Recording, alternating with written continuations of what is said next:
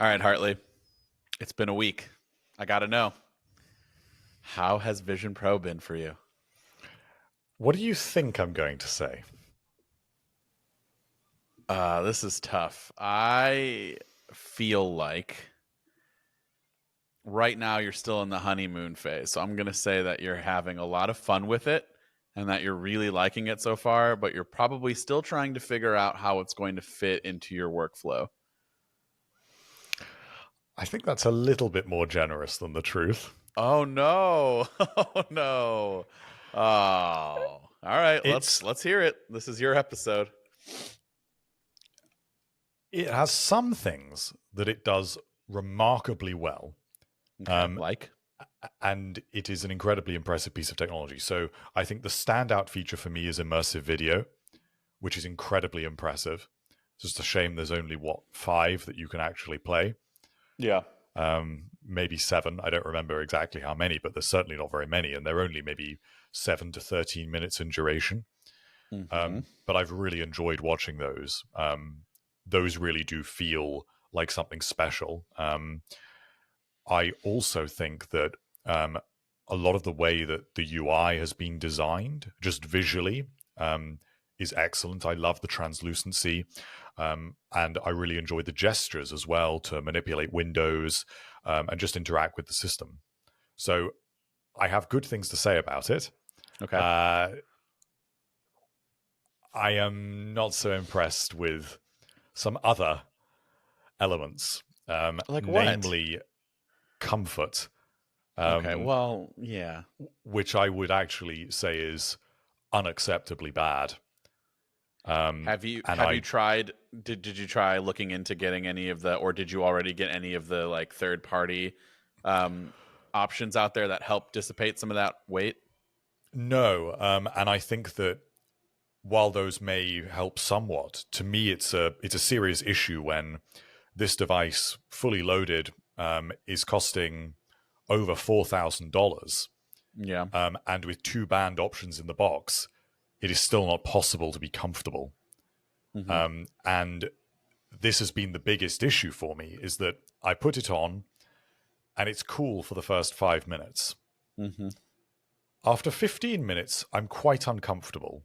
Mm-hmm. After half an hour, I am seriously uncomfortable, and after 45 minutes, it's unbearable. Yeah. I say And I say that's pretty accurate. I think that it's such a shame because this is not actually a statement about the technology here. The eye tracking is brilliant. The displays are excellent, and the way that the technology has been conceived is outstanding. So why did they make it out of such a thick hunk of aluminium and glass? I I just don't understand that because it really does impair the experience. I also think that the cushion is a little bit too hard Mm-hmm. as well. And it's just strange to me that when so much work has gone into so many parts of this device, that seemingly so little thought has gone into something that's actually vital, which is just how comfortable it is to actually use it. For example, the experience of watching movies is fantastic. So I watched Greyhound in it. Okay. How long is that movie? That seems pretty long, right? Isn't it like 2 It's hours? about 2 hours, and Okay. it was really nice to be able to put my head back and kind of watch it up on the ceiling and lie back comfortably and have a bit of a different experience. However, I could not finish the movie because the Yeah. comfort is just unacceptable. Hey guys, just wanted to take a quick break to let you know that this episode of the MacRumors Show is sponsored by Arena Club. Everyone remembers that one special card as a kid that got them into collecting. I think I have a couple. For me, with like sports, it was baseball, and I had a couple of really cool Mark McGwire cards. He was one of my favorite baseball players, and so I really enjoyed that. But I think the one that really stands out to me the most is when I got into Pokemon cards. And on that fateful Christmas morning in the late 90s, early 2000s, I pulled a Charizard holographic. And I still have it to this day. I still have all of my Pokemon cards, baseball, football, you name it, Collecting, though, has come a long way since then, because now there's a new way to buy, sell, trade, and rip packs, and it's called Arena Club. Arena Club has taken repacks to another level, introducing slab packs from arenaclub.com, the only repack that provides a real value, a complete view of all possible cards, and clear hit rates for each one. I remember opening my first slab pack on Arena Club in the same way because it brought the same rush and excitement of the unknown and what card you were about to pull. I love that feeling, and even though I thought digital packs might make it lose that effect, it definitely still holds the excitement with Arena Club and the slab packs. I also love the transparency that Arena Club offers to see how rare it might be to hit one of those good cards. You also get upfront grades and just what's available inside of those packs. My favorite part is that you can make offers, send trades, and interact with others. So create your own personal showroom and start building your collection today. Right now, you can get 10% off your first purchase by going to arenaclub.com/Mac. That's arenaclub.com/Mac for 10% off your first purchase. Thanks, Arena Club, for sponsoring this episode. So even though the experience of watching the movie is brilliant, the displays are excellent, it's just such an oversight to me. And I find that really disappointing. So I think that ultimately I have come round to what everyone else is saying about it and what you have said for months, which is that it is brilliant and it is a great demo. And there are some things that it does really well, but it is just not an everyday device. I have now not used it for 48 hours. Already? Yeah. Oh my gosh. You have gone a lot. You've like infinitely shorter than I gotta remember back, but yeah, I mean, listen, here's the bright side of things, because I don't want everyone to think that like this is just going to be negativity the whole time, and maybe we'll dive deeper into like some of the things that you really like or some of the things that you want to see now that you've been using it. But it's only going to get better. I know I've said this before, but there will be improvements. This is the worst, in theory, this is the worst that this product will ever be, hopefully. And so I think that this is why it's really important that, you know, not a room full of Apple employees and people that are too close to the project that probably don't want to speak up on the fact that, like, hey, this might be a little too heavy. I don't know how rigorous the testing goes before it goes out to the public, but the public, the people who are spending that amount of money, are the ones who are going to be bluntly and truthfully honest. And yeah, the biggest issue is the discomfort and the weight. But those are all things that can be fixed. And hopefully when it gets fixed, it's not at the extensive loss of some of the major features that do make it incredible. I personally don't think we need eyesight, or the front. I don't think we need the glass. I think we can do away with that. I don't care if it's plastic or some sort of like light frosted glass over plastic. To be. It needs to be made of plastic. It's just insane to me. The build of this device. Now, I'm guessing the glass is important for the cameras so that you can conceal the cameras, but the cameras can still see what it needs to see. It's the metal that's the issue. Even the battery weighs so much. But that's not on your head, thankfully. No, but it's still in your pocket, and it's this strange thing that, you know, in the demos they show you, or in the sort of marketing materials they show you people walking around with them or standing up. But this battery is so heavy in your pocket, it's actually obtrusive. Try the Belkin holster. And it just seems so unnecessary. I've seen teardowns of this battery, and the casing is so unnecessarily thick. Why is that not made of, like a glossy white AirPods plastic so that it is unobtrusive? I think it is really quite irresponsible with the use of materials in this product. And I've been very critical of the AirPods Max for comfort, as you know, and for being too heavy and for having too much of a clamping effect. This is exactly the same, but worse. It has to be the most frustrating thing about these two products, and that they're one of, headphones, maybe that's subjective to your, whatever. You might not think they sound great, but they sound really good for like most of the people that put it on there, and dare you say some of the best in that class of, you know, headphones. But like, it's so uncomfortable to wear for long periods of time. It's frustrating. I would make the case that Vision Pro is probably one of the best experiences in this device category, but it's so uncomfortable for long periods of time that, like, what is to stop you from just being like, oh, by the way, I noticed you have a TV behind you. Yeah, I do Finally, now. congratulations for those Thank watching, you. you know, listening. There's finally a TV behind him. And my point of that is, what is to stop you from just turning on your TV and watching content rather than putting on something that you know you're going to take off, that leaves your face all scuffed up, red marked, sweaty, and just uncomfortable? Like, what's to stop you from just looking at it, deciding I don't want to use it, and turn on your TV instead? And I really want to say that I really wanted to love this, and I was so excited to use it. Now, you need to give it more time, though. You need to give it some more time. I will, but every time I have tried over the past, what has it been, I guess, today is the 6th day that I have had it. I have tried to work in it. I've tried to watch movies in it, as I say. I've tried to do sort of general productive things. I've tried to do some note-taking in Obsidian. I've tried to do some calendar management. I've tried to do some spreadsheet work. I've tried to do my day-to-day work using Mac mirroring or extended display or whatever it's called. It's not doable for me. How was that? Sorry, how was that Mac experience for you? Because that's one of the things I really want to get into. It's really seamless.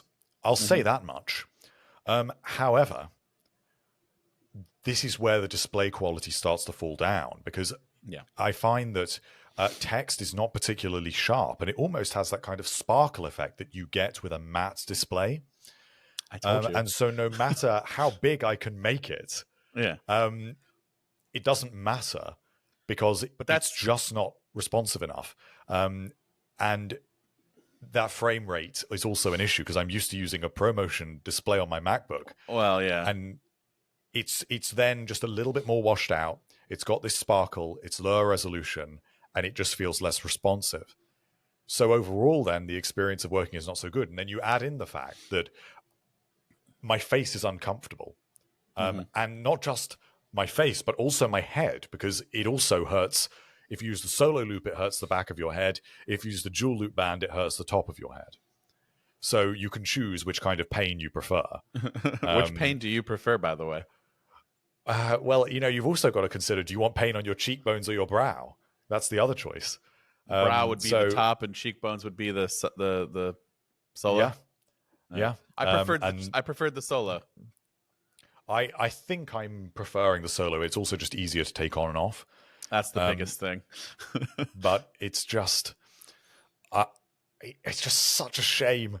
It's such a shame, because I was just going to say real quick, so that people don't forget, with the Mac part, I am inclined to let everyone, you know, to remind you, especially Hartley, that it is going to get better with Vision OS 2 once that, you know, higher resolution comes in, and then the multiple display options. In theory, I have not tried it, so I have no idea, but I'm hoping that makes a big difference. That should do. And the ultra-wide display would be really nice. But again, it's like the software here is good. I don't think it's great, and we can come on to that as well. But the software is good. The hardware of the internals of this device are excellent. But the build is a major issue, and it's not a quality issue. It's just I just cannot conceive of how much of an oversight the comfort of this device is. Because if this was made of a lightweight plastic, I would have been able to keep it on for twice as long. And it shouldn't be the case that I'm watching a movie and I'm trying to relax and I'm thinking, oh, I really want to take it off now, but I kind of also want to see if I can watch a whole movie in Vision Pro. Why is that? Why am I even thinking about that? I shouldn't have to even. It should just be a good experience. Did you like laying down and looking up like that, or did you just feel like me, where I felt like I was being crushed, like just like all that weight? Just that didn't bother me. I quite like even just like sitting on my sofa, just putting my head back and looking up. That's okay. I think laying down is rough. That's been quite a nice way to use it. But I just keep coming back to this issue of comfort. And I will stop laboring the point about comfort because I think it's pretty obvious, actually. I think there are some other issues that I wasn't expecting quite so much. One of them is the camera quality and the way that in low light environments, it just looks quite bad. So if you're using it, I mean, right now it's a really sunny day here. I mean, even my video feed here is super overexposed. So if I was using the Vision Pro now, it would probably look really good for pass-through video. But when it gets to the evening and you've got some soft lighting on, it's so noisy and grainy that it does not look good in any way. It's very washed out. It's very gray, the image, even though these are effectively the same kind of technology as OLED displays, where they should display deep blacks. It does not look good in low light. So it defeats the immersive nature of having that pass through, which has also been really disappointing. And again, when you're very aware that you've got this extremely heavy thing, and then you're very aware that you're looking at a video feed, it's adding friction to using this device. And I also think that when you add in the fact that then text isn't particularly sharp in some situations, and frame rate as well, which I also found quite noticeable when playing just some simple mobile games, which have been really cool experiences. VR is great for gaming. There's not many great VR games for Vision Pro, but even just playing some stuff like, I don't know, Fruit Ninja, it's quite entertaining. Sure. But I'm aware of the frame rate. So yeah, it's a shame. And I'll be honest, I don't know if I'm going to keep it. Yeah. Because but that's the thing, is like, you got to wait for Vision OS 2 though, and see if this helps change some of your thoughts. What if, well, I mean, it's not going to change the comfort, which is the biggest thing. Yeah, and it's not going to change the camera quality either. And it's not going to change the frame rate of the displays. And I mean, if you remain in a well-lit environment, the cameras are fine. It's just you have to be in a well-lit environment. But, and hopefully that gets improved in the future. Chances are when it's well lit, I'm working during the day. Sure. If I want to use this device in the evening, it's going to be dark. I'm going to have soft lighting on. And then we come to some of the other sort of strange software quirks that I've not been able to quite understand, where the software feels quite unfinished to me. Obviously, native apps is a major sticking point here. So in Vision OS 2, I believe there are not any new native apps at all. So when I'm using the Clock app, for example, why is the Clock app not native? And what I find even stranger about the fact that it's running the iPad version of the Clock app is you're very limited as to what size you can even make that window. Whereas on Stage Manager, on my iPad, I can make that window really small. And the window is way more versatile. So how is it that iPad OS has better window management than Vision OS, when Vision OS is based on iPad OS and it is running the same apps? And the fact that there are apps like Numbers is not native, the Clock app is not native, Shortcuts is not native. These are pretty important apps. That's disappointing. I'm disappointed that we didn't get as many native apps as we thought we were going to get this WWDC. Wasn't that like kind of a big rumor that we were going to get a lot more native apps for Vision Pro? And it just kind of You'd didn't think happen. so. You'd think so. So I find that really quite disappointing as well, because it feels like there isn't the support that there needs to be for this device internally at Apple. And I even think that some of the decisions are a bit strange, like Vision OS seems to really like light mode. But obviously it's quite sensitive where you're just looking at these displays that are very close to your eyes. So it's not very gentle on your eyes at all when things like the Notes app is only available in light mode,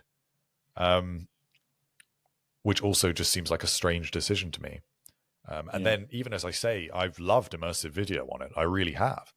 but why are there so few immersive videos when this is the best thing? If there were some Apple TV series that were immersive. Oh, would you actually watch it if Severance was Um, shot in immersive video? I think that the immersive video is so good on this that if there was content, Well, I would probably use it as a go-to entertainment device, even despite its comfort issues. if you don't return it and you're patient enough, that all is coming. It's just why they didn't spend more time on what's clearly the best feature for this device and had a lot more prepped and ready to go for launch is the most puzzling decision for me out of all of your other ones. Like the light mode, I'll give you the ones. I mean, you're inclined to your own opinion. Those things didn't bother me as much. To me, the biggest things are, what am I going to use this for? Which it's mostly entertainment. I've worked in it. I've edited an entire video using my Mac mirroring for Final Cut Pro. I thought it was fine. I really liked like having that immersive environment and like being able to have multiple like it was cool. It's definitely more productive because there's way more options available at your fingertips, literally your fingertips. But it's the screen resolution is just not good, and like having an ultra wide, like those fixes are coming. That would be huge, and I cannot wait to try that out. We didn't talk about spatial video and spatial photos. Have you had a chance to try that out? That is the other thing that I think is excellent. Yes. It really is an outstanding experience. And it was actually much better than I thought it could be. Mm-hmm. I think the immersive video and spatial photos and spatial videos are the highlight features. I will also actually say, as I come to think of it, I think the audio is brilliant. The sound quality from the speakers. You don't need AirPods if you're by yourself. As long as you're not trying to disturb anyone else, you don't need headphones on. And even the microphone quality in calls is really good because obviously the mic is just above your mouth. Mm-hmm. So a lot of these things are very good. And that is why I view this product as more of a missed opportunity and a shame. Because although I do accept that this is a first generation and these are early days, that isn't always an excuse. Right. And the reason why I don't think it's always an excuse is because if we take other first generation products like the first generation iPad or the first generation Apple Watch, which broadly speaking are to some extent the AirPods as well, which are some of the most recent first generation products that we have had from Apple. These products have been almost as equally usable at their intended task as they are today. So if you had the first generation iPad, you could watch YouTube on it, you could read books on it, you could browse on it, you could respond to some emails, pretty much all the same stuff that you do with your iPad today. The only exception maybe would be FaceTime calls because it didn't have a camera. Right. The Apple Watch, you could close your rings, you could get your notifications, heart rate monitoring. That is also pretty much the same. AirPods, almost identical, in fact.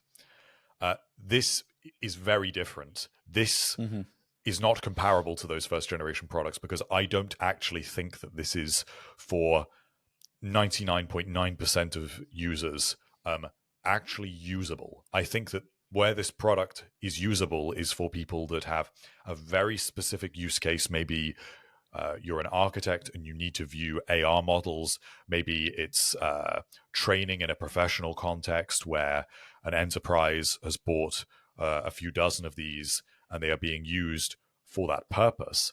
That makes sense to me. But as someone that is a tech enthusiast and as someone that is actually happy to part with my money for these sorts of experiences, it is not good enough in its current state, and not good enough to the extent that I actually think that they possibly should have left it a couple more years until some of these things could have been ready. So that if the software could have been a little bit more ready, a little bit more immersive video, some more native apps. While I love visionOS visually, and I like the gestures, in the same way that using your iPad feels a lot slower than your Mac, using visionOS feels a lot slower than using your iPad, which is quite a problem when I actually do want to respond to some emails or even do stuff like just respond to an iMessage. It takes me like 45 seconds to do that.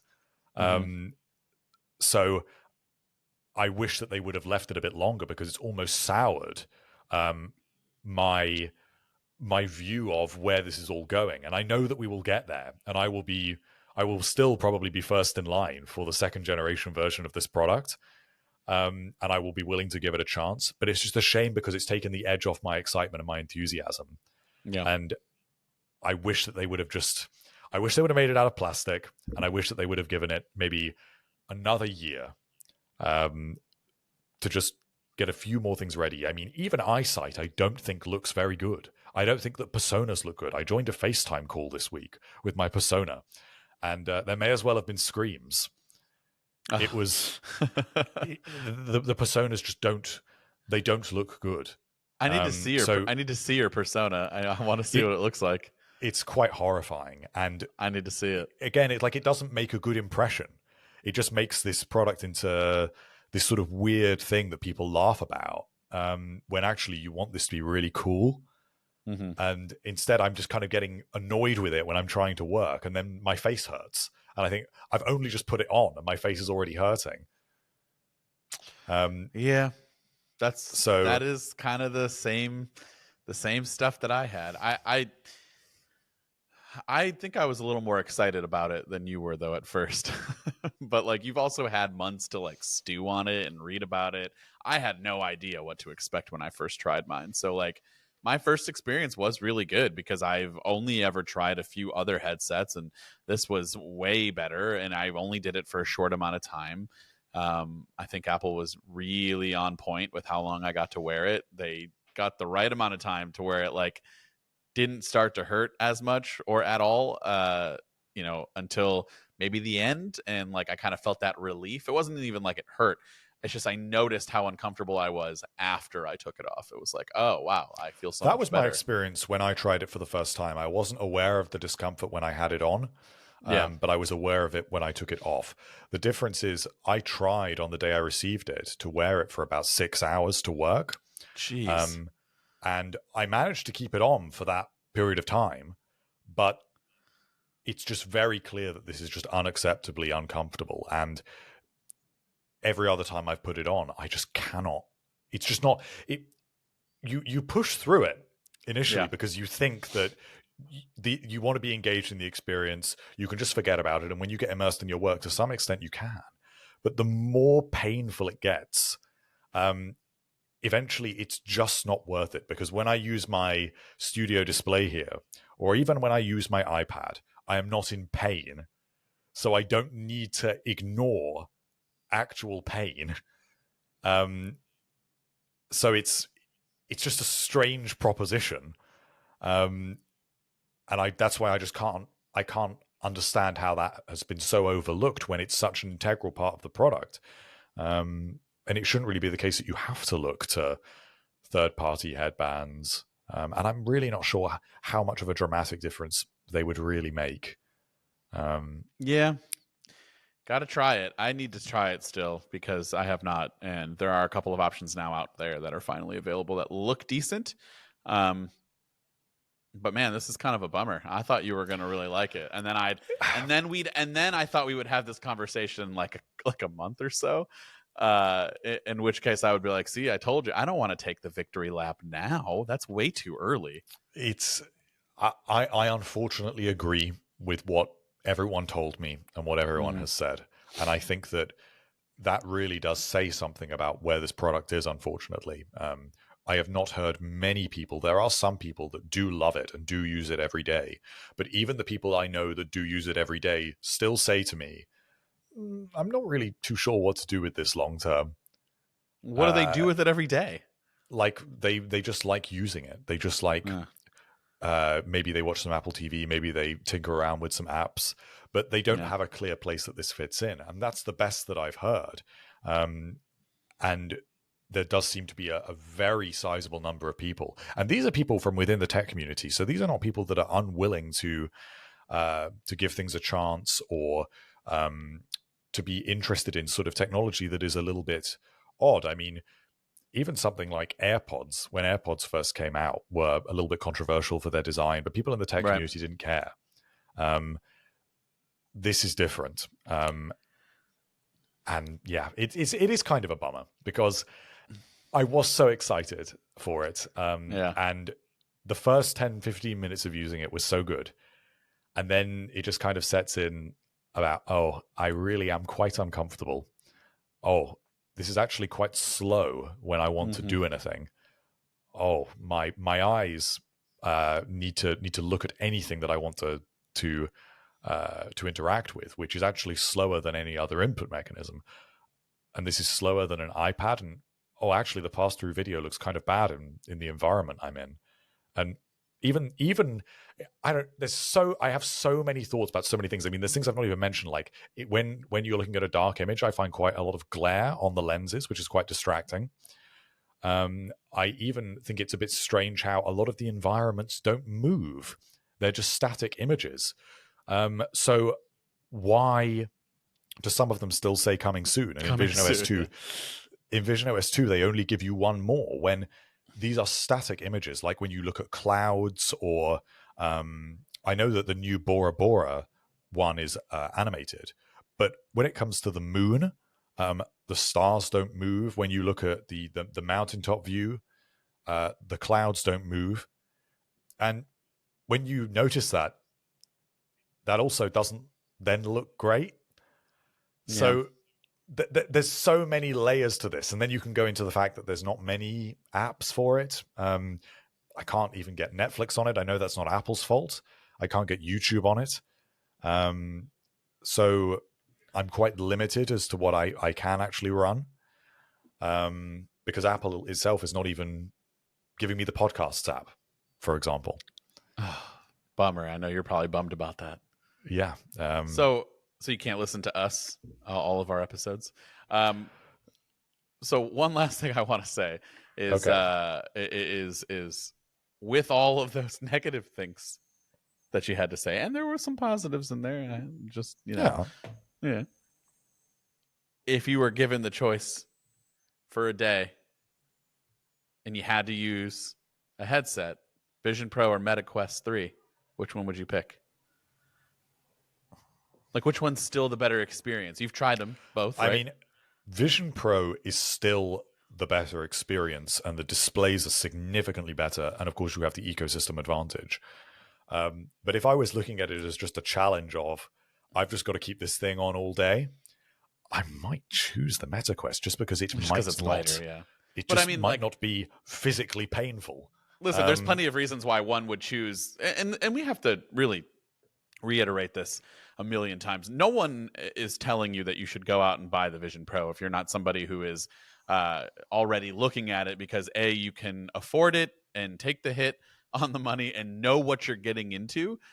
This is not for the average consumer. We've talked about this, but it's a proof of concept for the average consumer on what is hopefully coming down the road in what would hopefully be a lighter, better form factor, a little bit more affordable for everybody, and with more content and apps and more stable OS and all of that. But I still feel like you've tried Vision Pro, you try MetaQuest, a lot of people are going to be like, yeah, this is way better.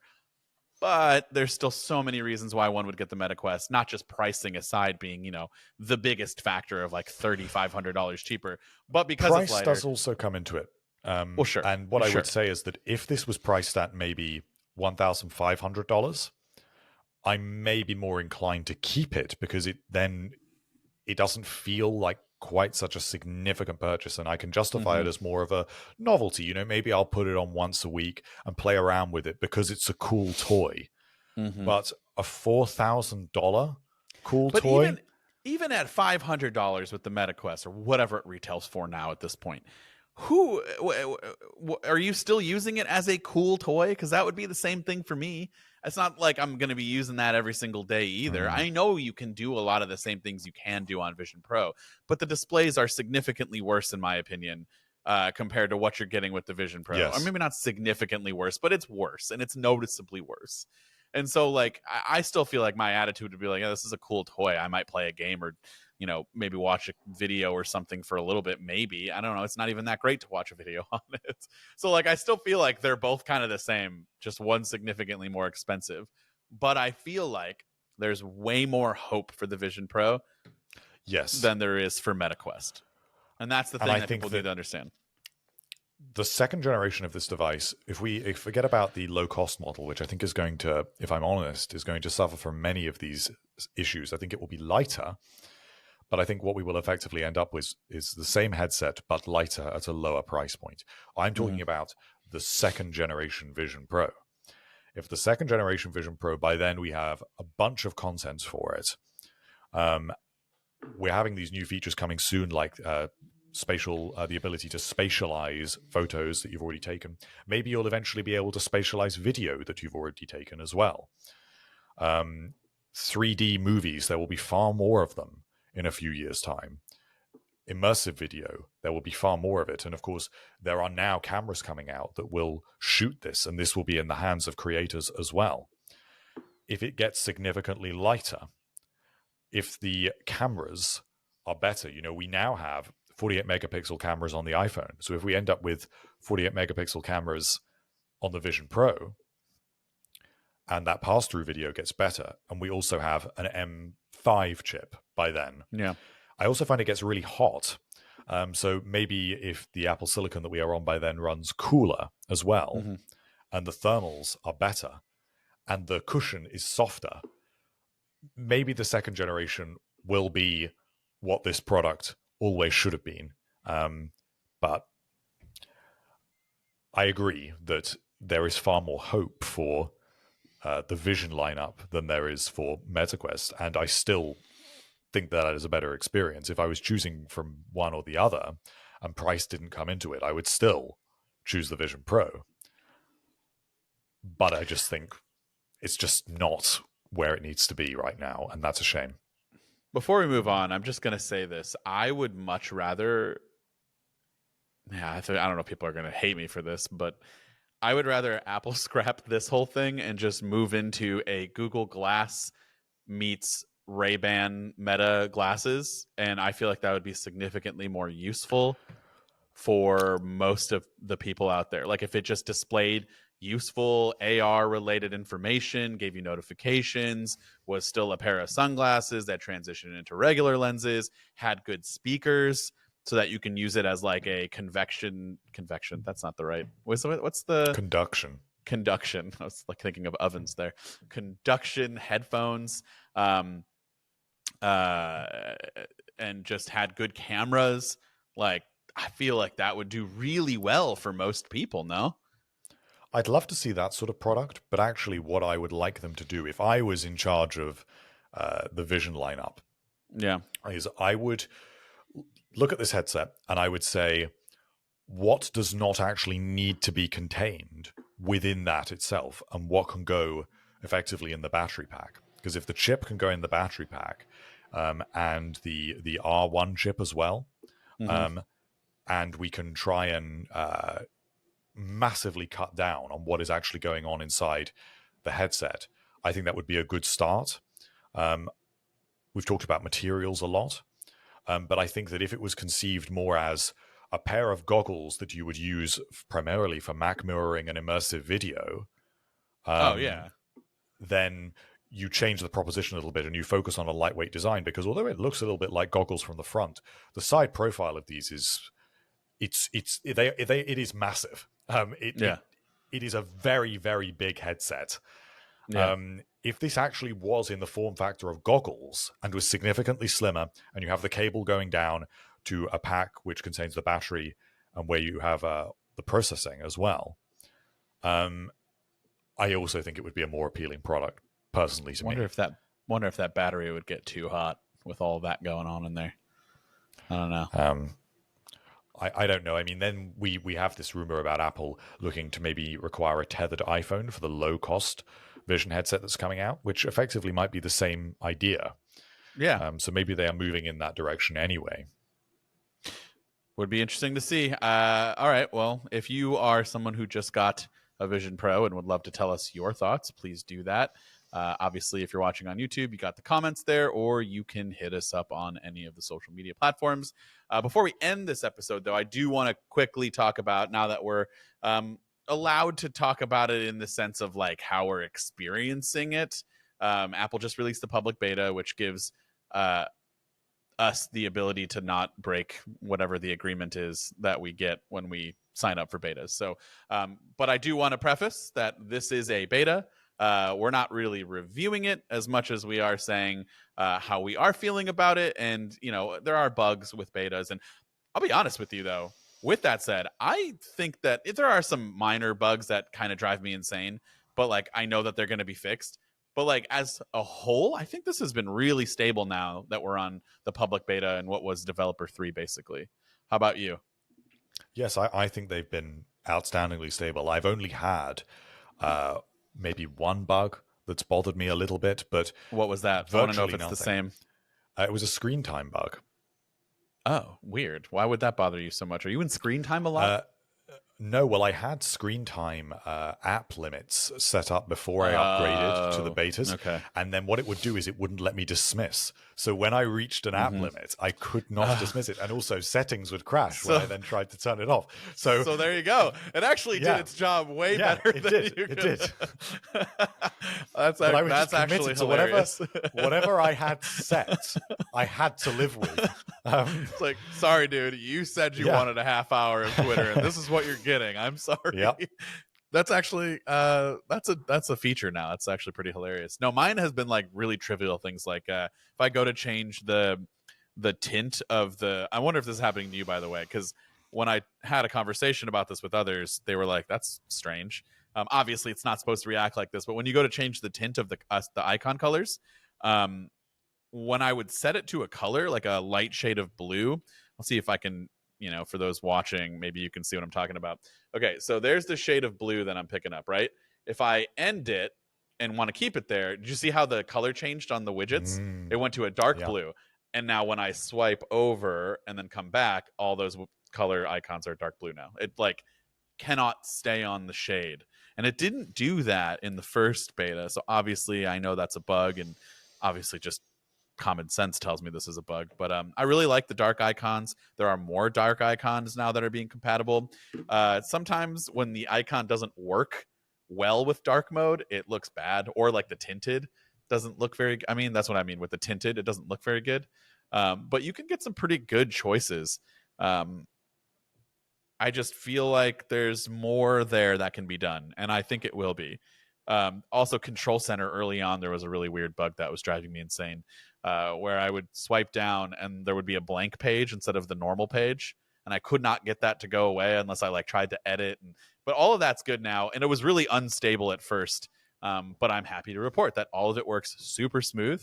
So and the reasons why we're bringing up the bugs is because I want you to know that all of the major bugs that influenced my day to day, and the battery life was rough at first, and I feel like that's getting better now, has been basically fixed. And so if you're thinking about going to the public beta, but you're worried about how your phone's going to be, I see a lot of those comments on the videos that I make about them. I will say you'll be fine. I hope. I don't want to like say that and then you download it and then something happens to it. But like your phone's not going to be bricked. You might run into some inconvenient bugs if you do take it upon yourself to do the public beta. I don't know if the public beta has the same reporting app feature. I'm guessing it does, right? Yes, it does. You should. Okay, good. I've only ever been on developer beta, so I don't. Yeah, please report the bugs so that Apple can actually fix them and that it doesn't go under the radar. So, yeah, with that said, what has been your favorite thing so far on iOS 18? It's very difficult to pick out a favorite. I've been very much enjoying the dark mode icons, but actually a lesser known part of the home screen customizations options is the large option, which I really like because it hides the text. And to me, the larger icons just look better. And I really like that sort of cleaner aesthetic. I know it's not for everyone, but I like it. And that's the whole point of customization, is that I can have what I like and you can have what you like. Yeah, I don't hate the large icons. I just don't know that I like them being that big. It looks a little goofy to me. But I do love that it hides the text for sure. The redesigned control center is also great, I think. I'm really enjoying being able to choose what I want there. I haven't quite worked out exactly everything I want there yet, but there's so much flexibility here, and it will be really good when developers also start fully integrating with this with app intents as well. I think that's the So reason why I haven't tried to like fully customize yet, is I want to wait and see what we get from developers. That's what's really going to make that better. The action button will then be able to get all of those quick toggles, or quick control center quick. What are they calling them? Quick toggles, quick buttons, quick buttons I don't on the know. front. On the front lock screen, it's called quick buttons, I guess. I don't know. Right. Which you can also change those, by the way. So there's plenty of customization options. That's actually one of the videos that I just put out. If you're watching this on Friday, it was out on Wednesday, so please go check it out. It's all of the home screen and lock screen customization that you can do. There's tons of things here. You can hide and lock apps. That's another thing that we didn't really talk about a lot. Yes, and you have the hidden folder as well. Yeah, I do think the app library could maybe be next with the whole customization thing. Like, let me create a folder down here. Maybe let me move some of these out. What if I don't want a folder like this? You know, what do you think? Or is that just overdoing it? I really like the app library. I agree. I wish it could do more. I wish that if I didn't like where an app was, so sometimes apps have obscure categories like lifestyle, and I don't really maybe view an app as a lifestyle app. I view it as a very specific kind of, I don't know, fitness app, and then I want that to go in a folder called fitness. So I would like the ability to sort of send an app from one folder to another or create them, but I also don't know if it's the most intuitive thing, the way that you kind of dive into folders here. So I really like the app library. I would like to see that iterated on in future versions of iOS. What about let's see, what else is there that is The Photos app redesign? Oh, okay, that's the biggest thing where we can kind of get more opinion-y on it, because well, I have heard that a lot of people don't love it, and then I think there are some people who really do love it. Where do you stand on the whole redesign of it? I'm somewhere in between, where I really like some of it. I really like the way that you can sort of customize it and pin what you want up there, and have a single continuous view. I find that way more engaging. I think the thing that it is missing, and I think this is people's main issue, is the ease of getting into what you think of as your main camera roll. Because although it is up there at the top, it doesn't feel like just a one-tap thing to just get straight back to that continuous feed of photos. And I think we'll get used to it, to be honest. I don't think it's a particularly big deal, but I understand why it's been a controversial change, because it's something that we all use so much. What do you mean, getting back into all your photos? Like when you dive into a different section? Yes, and you sort of are aware that when you scroll down, you're scrolling away from your main feed of photos.